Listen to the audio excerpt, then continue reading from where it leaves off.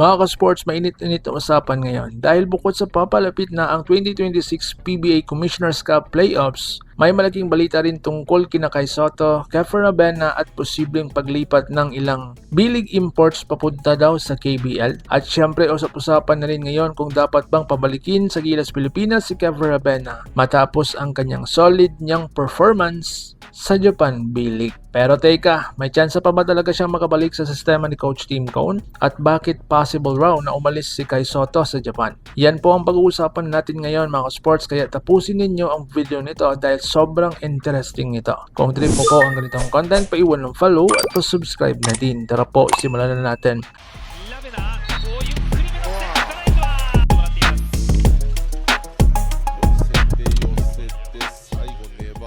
Mga ka-sports, KBL target ang mga imports sa Japan B-League. Ayon sa mga pinaka-reliable sources tungkol sa Korean Basketball League o KBL, posible raw na may ilang imports mula sa Japan B-League na lilipat daw sa Korea dahil sa bagong salary cap system ng B-League Premier. At malaking usapan ito mga ka-sports dahil sa bagong patakaran kasi ng Japan B-League, magkakaroon ng malaking multa ang mga teams na sosobra daw sa halos 800 million yen salary limit. Ibig sabihin, hindi na basta-bastang pwedeng magsabay-sabay ang sobrang mahal na player sa iisang team. At alam naman natin na napakalaki ng mga kontrata ngayon sa Japan. May mga Japanese star na kumikita ng milyon-milyong dolyar. Kasama na yan sina Yuki Togashi, Yuta Watanabe at iba pang Japanese national team stars. Bukod pa dyan, malaki rin ang sweldo ng mga Asian imports tulad ni Dwight Ramos, Kai Sotto at iba pang international players. Kaya maraming teams ngayon ang posibleng mapilitang magbawas ng gastos. At dito pumasok ang KBL dahil posibleng samantalahin ng Korea ang sitwasyon para maagaw ang ilang malalaking pangalan mula sa Japan. So ngayon Kai Sotto posibleng umalis daw sa Japan.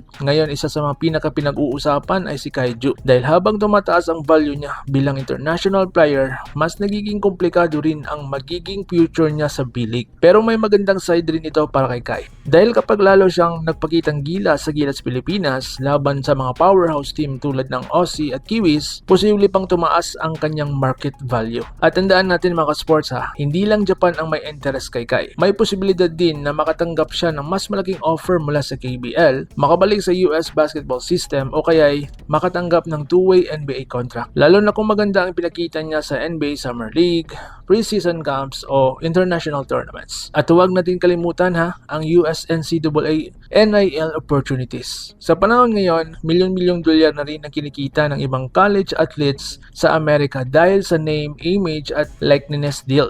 Kaya posible talagang pag-isipan ni Kai kung ano ang best next step para sa kanyang career. At sa totoo lang mga sports, kapag healthy at tuloy-tuloy ang improvement ni Kai Sotto, hindi imposibleng mas dumami pa ang offers para sa kanya sa international basketball. So ngayon, dapat bang pabalikin si Keffer Rabena sa national team? Samantala, naging usap-usapan din ang naging pahayag ng dating PBA player na si Jerry Condinera na ayon po sa kanya, dapat daw bigyan ulit ang pagkakataon ng Gilas Pilipinas si Manong Keffer Rabena. At honestly mga ka-sports, may punto naman siya. Dahil maganda naman talaga ang nilalaro ngayon ni Keffer sa Japan B-League. Nag-average lang naman siya ng 12 points, halos 2 rebounds at 3 assists per game. At makikita mo talaga na mas mature na ang laro niya ngayon kumpara noon. Mas composed, mas efficient at mas experienced na rin sa international style of basketball. Pero ito ang malaking problema. Sobrang loaded ngayon ang guard rotation ng Gilas Pilipinas. Lalong-lalo na nandyan sina Scottie Thompson, RJ Abrianto, CJ Perez Newsome, Dwight Ramos, Juan Gomez Deliano at marami pang ibang guards. Kaya kahit magandang performance ni Keffer, mahirap talagang makasingit sa sistema ni Coach Tim Cone sa ngayon. At alam naman natin na madalas mas pinipili ni Coach Tim Cone ang mga players na kabisado na daw sa kanyang sistema. Hindi naman ibig sabihin na may favoritism Reality lang talaga na mas mabilis mag-adjust ang player na matagal lang nasa system. Pero sa tingin niyo mga sports, hindi pa rin totally sarado ang pinto para kay Keffer, lalo na kung magtuloy-tuloy ang solid performance niya sa overseas. So dito naman tayo sa PBA Commissioner's Cup Playoffs race, sobrang init. Ngayon naman mga sports, lumipat tayo sa may init na playoffs race ng 2026 PBA Commissioner's Cup. Dahil sobrang dikit na ang standings at grabing tensyon ang nangyayari. Sa ngayon, 3 teams na officially nakakuha ng twice to beat advantage.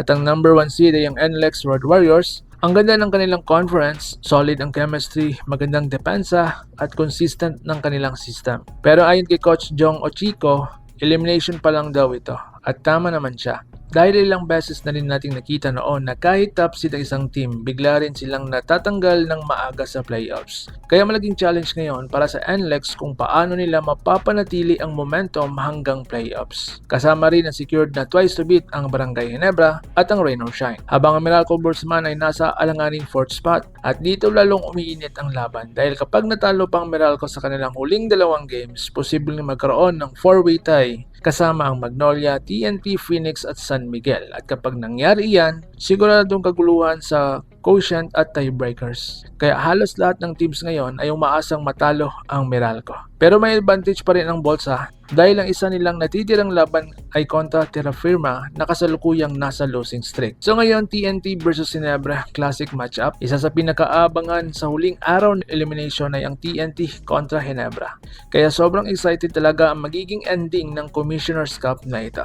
Kaya ngayon mga sports, ano po sa inyong tingin? Dapat mabigyan ulit ng chance si Kefir Abena sa national team? Mas okay bang manatili si Kai Sota sa Japan o susubukan ng KBL at US opportunities?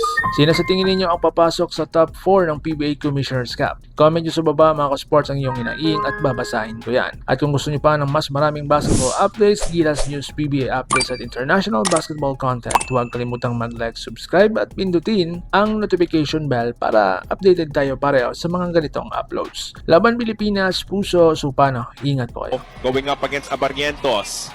Bolick asking for a clear out. Takes the 3 over the defense of Abarrientos and he knocks it down. Mga ka-sports, kung hilig ninyong bumili ng mga Gilas jersey, Gilas accessories at mga gamit na pang basketball, habang nanunood po kayo sa aking mga videos, kindly check this basket on this lower part ng ating video at magpa-pop up yung ating mga items sa gilid. Mga legit po yung mga items dyan and see to it po na makabili po kayo ahead of time kasi meron po yung mga discounts and mga promos depende po sa seller. And also, kunting suporta din as a content creator po. Salamat!